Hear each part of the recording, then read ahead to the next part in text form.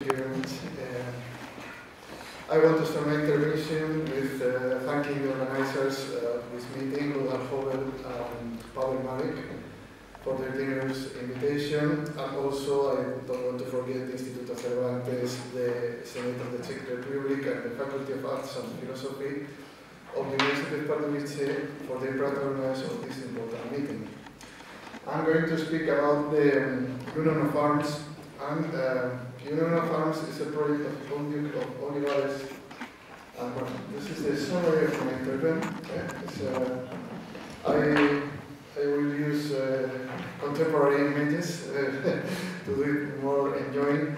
And I must speak about what is the Union of Arms in its historical tradition, because probably a lot of people don't know how is the Spanish historiography. No? Historiographical tradition from the late 19th century to the 20th century has defined the figure and political and strategic objectives of the Conde Duque of Olivares along three main lines. Centralization of power.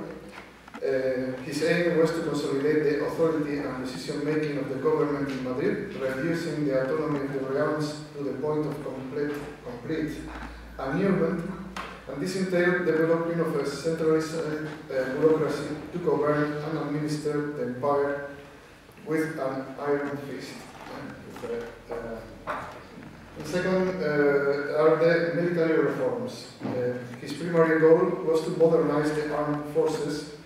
He's credited with the desire to enhance military efficiency to sustain and carry out a program leading to Spain's global hegemony. We are not speaking only about Europe. It's, we saw that Central Europe is part of a very big strategic vision of power. And fiscal policies. This expansive military program, accompanied by a hegemonic policy, required improving the fiscal system to cover military expenses, implementing new taxes, and promoting economic measures to generate more wealth and income for the monarchy. These three lines of action could be condensed in one: construct a Spanish hegemony in Europe and the world. This policy commonly underpins the project known as the Union of Arms, or Union of Armies, or Union of Weapons. It's possible all these categories. Historians who have studied in the past conclude that, despite his efforts, the Conde Duque of Olivares was unable to overcome the significant economic challenges he faced, leaving the treasury exhausted, the economy suffocated by debt and high taxation, leading to a chain reaction that affected all his objectives, resulting in failure.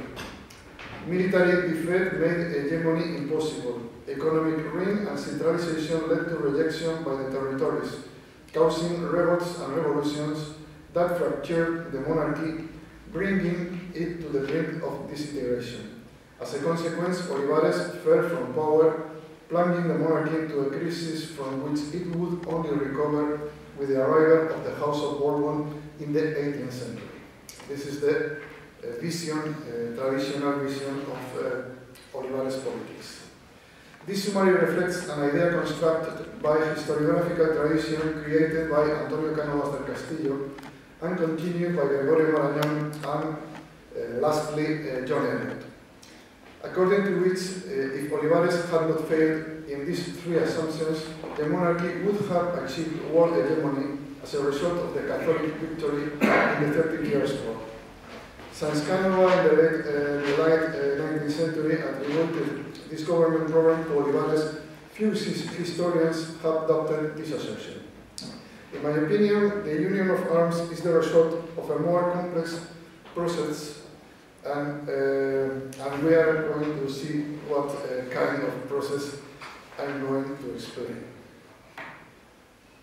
The idea of Union of Arms is not original from Olivares. It's not an idea that is in his head suddenly. It's a long tradition, and it begins in 1580 in the union of Portugal and Spain. This, when Felipe II took possession of Portugal, he realized that the array of kingdoms and states under his possession was so vast and diverse, and they needed to organize his resources to defend and preserve them efficiently and rationally. Union of arms indicated the need for the kingdoms to cooperate with each other, especially Castile and Portugal, in matters of defense and military organization. At that time, the monarchy had grown through the incorporation of kingdoms and states into the royal patrimony. All the states were independent from each other, yet shared the same sovereignty, in a model popularized in academic circles today as the composite monarchy. The relationship of the king with his states was vertical, meaning it did not extend beyond a closed circuit of king-kingdom. There were no horizontal mechanisms of cooperation between kingdoms. What happened in Aragon did not concern Castile, unless there was a request from the Aragonese to the king, and he sought assistance from the Castilians. The very organization of the monarchy's government by territorial clauses indicated the challenge. The Council of Castile, the Council of Aragon, Italy, the Indies, Portugal, Flanders, and Burgundy, etc. They worked independently in separate compartments, although occasionally summoned by the king for joint meetings of 2 or more councils to address issues affecting several of them. It was not the Conde Duque de Olivares who was the first to think that this system was too rigid and inefficient. Since 1621, he preferred to govern through ad hoc commissions, juntas, that bypassed the jurisdiction of the councils to make joint decisions. But it was not enough. It was necessary for the kingdoms themselves to have mechanisms of cooperation that would allow them to support each other without waiting the directives from Madrid. He wanted the kingdoms, and it's literal, to be for each other, each one for all, and all for each one, like Alejandro Dumas, the famous international. But it's literal. This phrase is historical. It's in the text. As I mentioned earlier, Olivares' point began in the court with his uncle, Don Baltasar de Zúñiga, studied by Rubén González. And Baltasar de Zúñiga was the architect of the monarchy's foreign policy from 1618. In 1621, when Felipe IV ascended to the throne, he divided the government between Don Baltasar, to whom he entrusted the leadership of foreign policy, war, and government, and his nephew, Don Gaspar, Conde of Olivares, whom he left in charge of the royal household and court. Don Baltasar died in October 7, 1622, and a few days later, Don Gaspar was in charge of everything. Is the Valido, the first minister in this moment. To understand the foreign policy,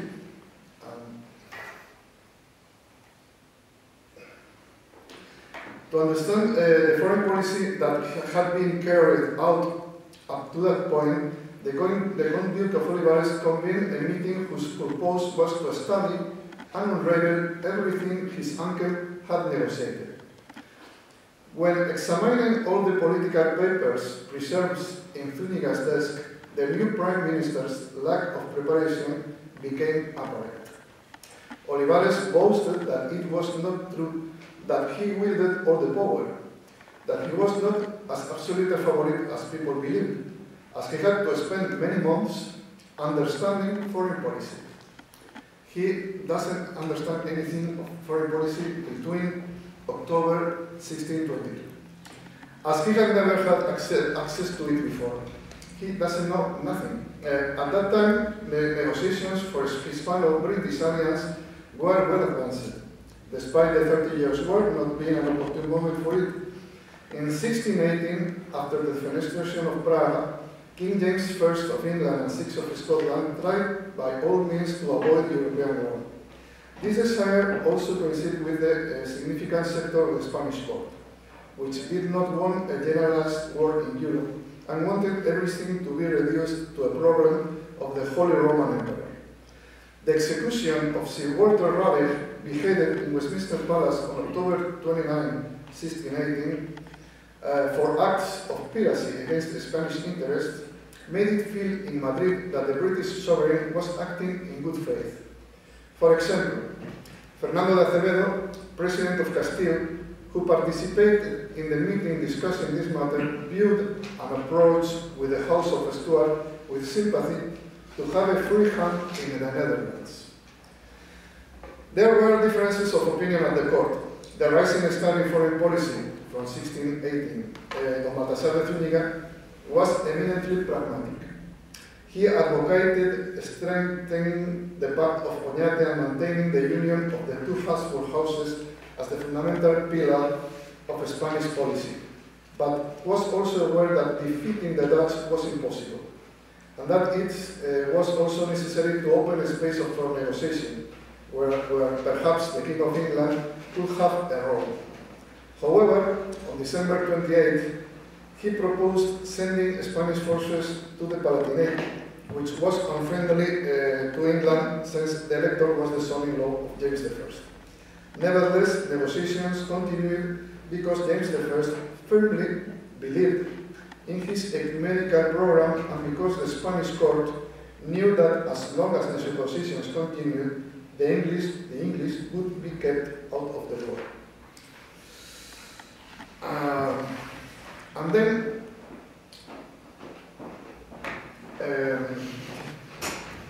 well, this is a very schematic summary of the politics that Olivares saw in this moment.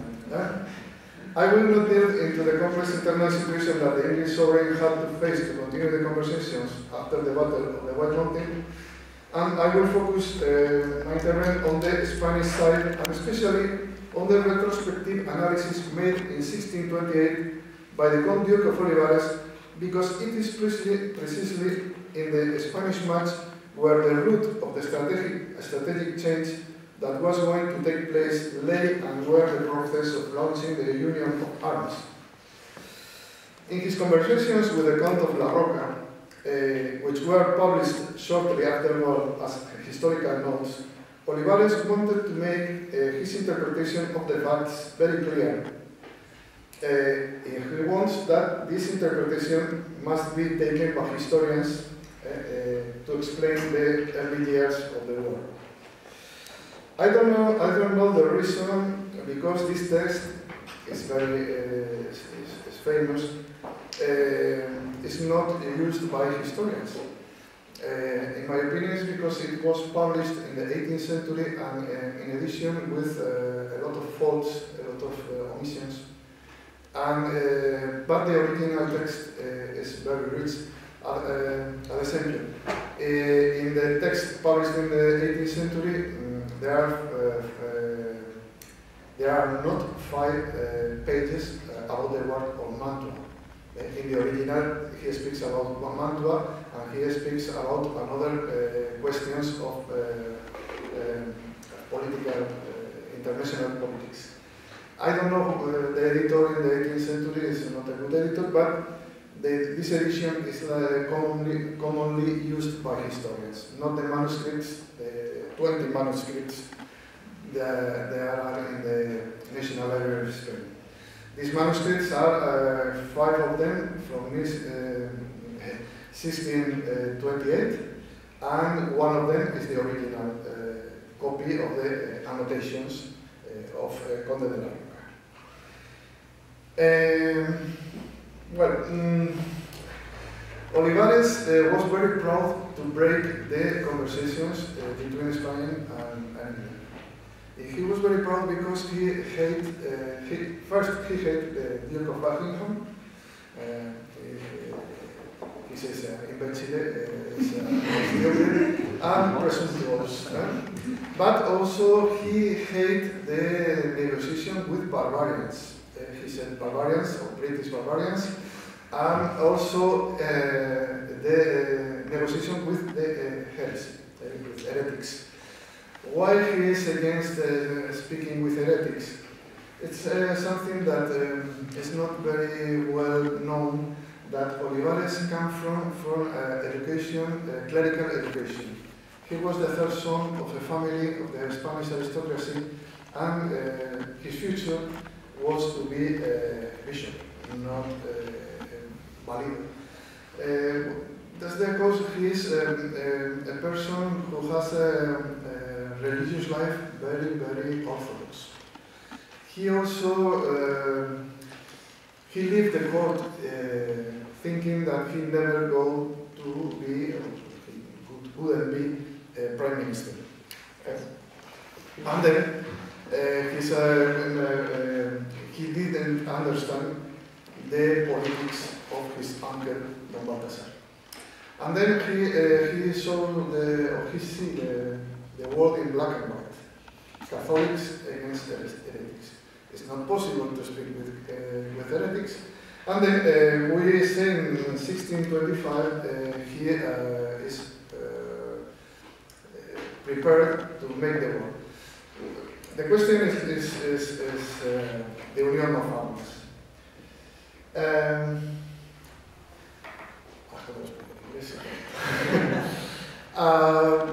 Olivares says, all the nations are against Spain. They made a confederation against Spain in Unión. This coalition is a coalition of foreign princes that are different between them, are Catholics, Protestants, heretics, and we have a composite monarchy, and all the kingdoms of the Spanish kings could be in an alliance, in a confederation against the enemy. We have an advantage. We have only a king. And we have only a king, and we collaborate, or we can collaborate between us, all the kingdoms. The idea of Union and of arms is a pact of mutual defense. And this kind of pact is shown in the Battle of Bahia de Brazil, when Spanish and Portuguese forces defeated a Dutch army. In 1625, there are a lot of battles and episodes of Spanish victories. The Socorso de Genova, the Battle of Cádiz, and all of them are shown by Olivares as the success of his Union of arms. And it is celebrated in Madrid in the Palacio del Buen Retiro. Well, it's about the Union of arms. I have not done. And then we pass. And we have the monarchy in the roof of the kingdoms. There is not the blason of Spain, and all the kingdoms, and then the battles, and all of this Salon of the Reinos is a celebration of the Union of Arms. It's explained in this text, in these notes of La Roca. He doesn't speak about the Salón de los Reinos. He speaks of all these success of the year 1625, remembering in 1628. Well, the Union of Arms has a very low success because he couldn't implement this fiscal and this treaties of confederations between the Spanish kingdoms. But he has a success in the construction of the universal monarchy out of Spain, out of Europe. Principally in the conquest of Taiwan. Taiwan, Isla Hermosa, Isla Formosa. Spaniards began the conquest in 1625, and they left Taiwan in 1652. And the Dutch people take Taiwan, and then in 1656 Chinese conquered Taiwan, and the Dutch people goes out. The Union of Arms is possible in East Pacific, West Pacific, and in the China Sea, because it's possible to cooperate between the Viceroyalty of Goa and the Viceroyalty of Mexico. And there is a strategic link between Macau, Manila, Acapulco, and Goa.